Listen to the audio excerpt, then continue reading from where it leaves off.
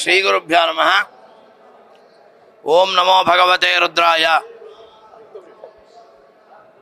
ಹಾಗೆ ಪ್ರತಿ ವರ್ಷದಂತೆ ಈ ವರ್ಷವೂ ಸಹ ಬಸವೇಶ್ವರ ಗಾಯತ್ರಿ ದೇವಸ್ಥಾನದ 13ನೇ ವರ್ಷದ ವಾರ್ಷಿಕೋತ್ಸವ ಅಂಗವಾಗಿ ಇಂತಹ ವಿಶೇಷವಾದಂತಹ ಕಾರ್ಯಕ್ರಮವನ್ನು ಹಮ್ಮಿಕೊಂಡಿದ್ದೇವೆ.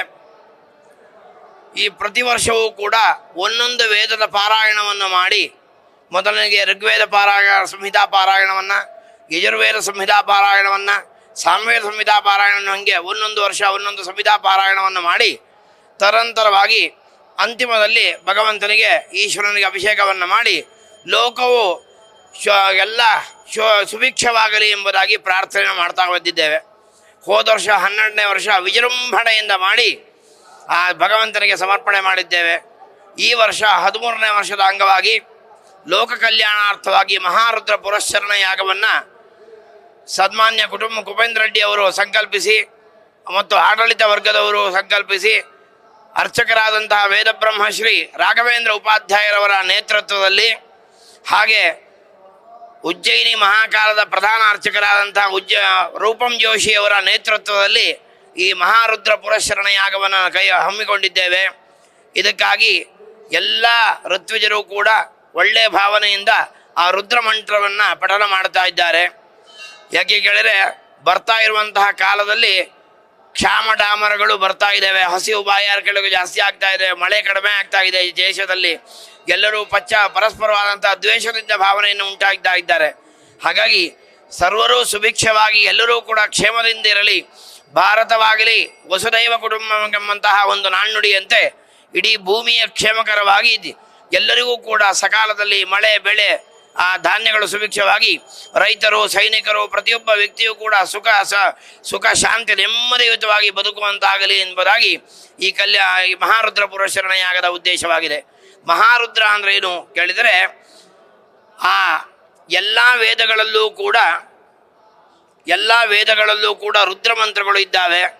ಅದರಲ್ಲೂ ವಿಶೇಷವಾಗಿ ಕೃಷ್ಣ ಯಜುರ್ವೇದದ ತೈತ್ತರೀಯ ಶಾಖಾಂತರ್ಗತವಾದಂತಹ 169 ಮಂತ್ರಗಳು ಅತ್ಯಂತವಾದಂತಹ ಪಾಪಿಷ್ಠನಾಗಿದ್ದರೂ ಕೂಡ ಈ ಮಂತ್ರವನ್ನು ಕೇಳುವುದಲ್ಲಾಗಲಿ ಹೇಳುವುದಲ್ಲಾಗಲಿ ಅಥವಾ ಅದರಿಂದ ರುದ್ರಾಭಿಷೇಕವನ್ನು ಮಾಡಿದ್ದೇನೆ ಅಂತಾರೆ, ಎಂತಹ ಮೃತ್ಯುವಿನ ಸನ್ನಿಹಿತದಲ್ಲಿರುವಂತಹ ವ್ಯಕ್ತಿಯೂ ಕೂಡ ಎದ್ದು ಬರುವಂತಹ ಒಂದು ವಿಶೇಷವಾದಂತಹ ಒಂದು ಶಕ್ತಿ ಈ ಮಂತ್ರಗಳಲ್ಲಿದ್ದಾವೆ. ಇದಕ್ಕೆ ಗುರುಚರಿತ್ರೆಯಲ್ಲಿ ಒಂದು ವಿಚಾರ ಬರುತ್ತೆ. ಗಾಣಗಾಪುರದಲ್ಲಿ ನರಸಿಂಹ ಸರಸ್ವತಿಗಳು ತಪಸ್ಸನ್ನು ಮಾಡ್ತಿರ್ತಾರೆ. ಆ ಸಮಯದಲ್ಲಿ ಗಂಡ ಸತ್ತೋಗಾಗಿರುತ್ತೆ. ಏನೋ ಗುರುಗಳು ಬದುಕಿಸ್ತಾರೆ ಅನ್ನುವಂತಹ ನಂಬಿಕೆಯಲ್ಲಿ ಹೆಂಡತಿ ಅಲ್ಲಿಗೆ ಕರ್ಕೊಂಬರ್ತಾರೆ. ಆದರೆ ಅವರಿಗೆ ನರಸಿಂಹ ಸರಸ್ವತಿ ಗುರುಗಳಿಗೆ ಗೊತ್ತಿರಲ್ಲ ಗಂಡ ಸತ್ತೋಗಿದ್ದಾನೆ ಅಂಥೇಳಿ.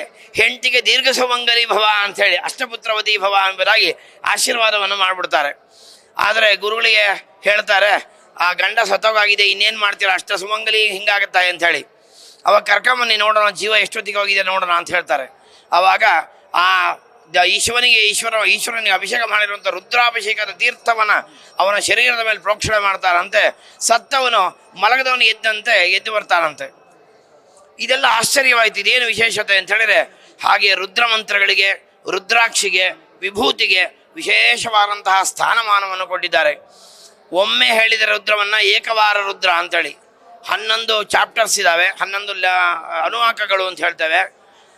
ಅಂತಹ ಒಂದ್ಸರಿ ಹೇಳಿದರೆ ಒಂದು ರುದ್ರ ಅಂತ, 11 ಬಾರಿ ಹೇಳಿದರೆ ಏಕಾದಶ ವಾರ ರುದ್ರ ಅಂತ. ಅದೇ 11 ಬಾರಿ ಪಠನ ಮಾಡಿದರೆ 121 ಬಾರಿ ಅಂತ ಹೇಳ್ತೇವೆ. ಅದನ್ನು ಶತರುದ್ರೀಯಂ ಅಂತ ಹೇಳ್ತಾರೆ. ಅಂತಹ 121 ಜನ 11 ಬಾರಿ ಪಠನ ಮಾಡಿದರೆ 1331 ಬಾರಿ ರುದ್ರ ಪಠನ ಆಗತ್ತೆ. ಅದರ ತದ್ದಶಾಂಶವಾಗಿ 121 ಬಾರಿ ಹೋಮ ಆಗತ್ತೆ. ಅಂತಹ ಮಹಾರುದ್ರ ಯಾಗ ಅಂಥೇಳಿ. ಇದೇ ಮುಂದಿನಂತೂ ಅತಿರುದ್ರ ಅಂಥೇಳಿ, ಇದೇ 1331 ಜನ 11 ಬಾರಿ ಹೇಳಿದರೆ 10,331 ಬಾರಿ ಅತಿರುದ್ರ ಯಾಗ ಅಂತ.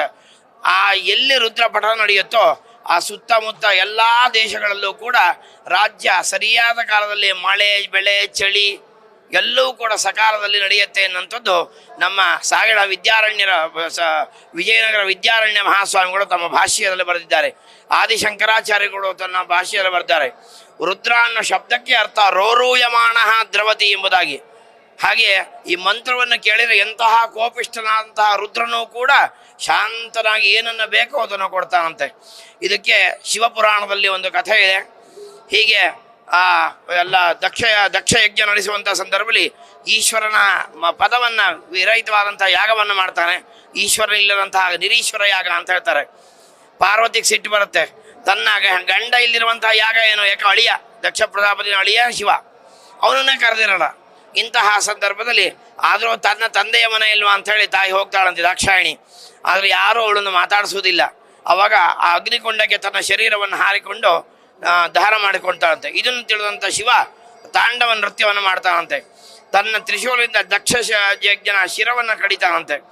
ಕೊನೆಗೆ ಎಲ್ಲ ಪ್ರಾರ್ಥನೆ ಮಾಡಿದಾಗ ಎಲ್ಲ ಸೃಷ್ಟಿ ನಿಂತೋಗುತ್ತೆ ಅಂತ ಸಂದರ್ಭದಲ್ಲಿ ಉತ್ತರ ದಿಕ್ಕಿಗೆ ಮಲಗಿರುವಂತಹ ಪ್ರಾಣಿಯ ದೇಹವನ್ನು ತೆಗೆದುಕೊಂಬನ್ನಿ, ಅಥವಾ ಶಿರವನ್ನು ತೆಗೆದುಕೊಂಬನ್ನಿ ಅಂತ ಹೇಳ್ತಾರೆ. ಅವಾಗ ಒಂದು ಮೇಕೆ ಮಲ್ಕೊಂಡಿರುತ್ತಂತೆ. ಅದರ ಶಿವರನ್ನು ತೆಗೆದು ದಕ್ಷ ಪ್ರಜಾಪತಿಯ ತಲೆ ಮೇಲೆ ಇಡ್ತಾರಂತೆ. ಅದಕ್ಕಾಗಿ ರುದ್ರವನ್ನು ಹೇಳಿದ ನಂತರ ಚಮಕವನ್ನು ಹೇಳಿದರೆ ಆ ರುದ್ರ ಸಂಪೂರ್ಣನಾಗಿ ಕೋಪುಷ್ಟನಾದಂಥವನು ಶಾಂತನ ಸ್ವಭಾವನಾಗ್ತಾನೆ ಅಂತೇಳಿ. ಹಾಗಾಗಿ ಯಾರಿಗೆ ಏನನ್ನ ಬೇಕೋ, ಸಂತಾನ ಇಲ್ಲದವರಿಗೆ ಸಂತಾನ, ಹಾಗೆ ಮದುವೆ ಇಲ್ಲದವರಿಗೆ ಕಲ್ಯಾಣ ಭಾಗ್ಯ, ಹಾಗೆ ಪರಮ ಪಾಪಿಷ್ಠರಾಗಿ ಇನ್ನೇನು ನನಗೆ ಏನು ಗತಿ ಇಲ್ಲ ಅನ್ನುವಂಥ ಸಂದರ್ಭದಲ್ಲಿ ಎಲ್ಲ ಹೇಳ್ತಾರಂತೆ.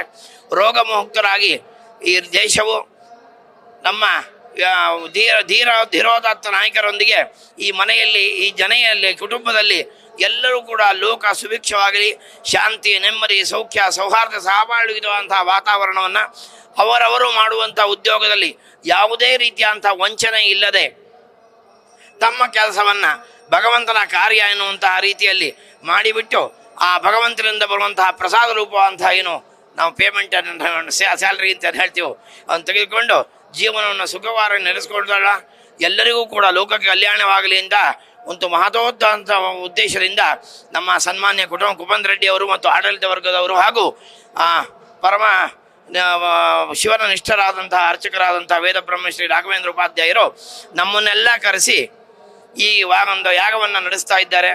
ಲೋಕಕ್ಕೆ ಕಲ್ಯಾಣವಾಗಲಿ, ಎಲ್ಲರಿಗೂ ಒಳ್ಳೆಯದಾಗಲಿ ಅಂತ ಹೇಳ್ತಾ ನನ್ನೆರಡು ಮಾತುಗಳನ್ನು ಶಾರದಾ ಚಂದ್ರಮೌಳೀಶ್ವರರ ಚರಣಾರವಿಂದರ ಸಮರ್ಪಿಸಿ ಒಂದು ಈಗ ಮಾತನ್ನು ಮುಗಿಸ್ತಾ ಇದ್ದೇನೆ.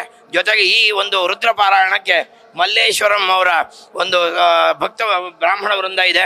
ಅವರು ಕೂಡ ಇದರೊಂದಿಗೆ ಸಹಕರಿಸಿ ಸೇವೆಗಾಗಿ ನಾವು ಬರ್ತೇವೆ ಅಂತ ಹೇಳಿ ಮಹೋತ್ಸವಕರ ಬಂದಿದ್ದಾರೆ. ಅವರಿಗೂ ಕೂಡ ಒಳ್ಳೆಯದಾಗಲಿ ಅಂತ ಹೇಳ್ತಾ ಎರಡು ಮಾತನ್ನು ಮುಗಿಸ್ತೀನಿ.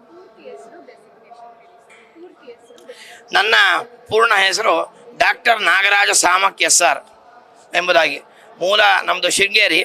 ನಾವಿಲ್ಲಿ ಅರ್ಚನೆ ಮಾಡ್ತಾ 10 ವರ್ಷ ಆಯಿತು ಈ ದೇವಸ್ಥಾನದಲ್ಲಿ. ಏನೋ ಇಲ್ಲಿ ಭಗವಂತನ ಸೇವೆಯನ್ನು ಮಾಡಿಕೊಂಡು ಸಂತೋಷದಿಂದ ಜೀವನ ಕಳೆದಿದ್ದೇವೆ. ನ್ಯೂಸ್ ಫಸ್ಟ್, ನಿರ್ಭೀತಿಯಿಂದ ನಿಮ್ಮ ಪರವಾಗಿ.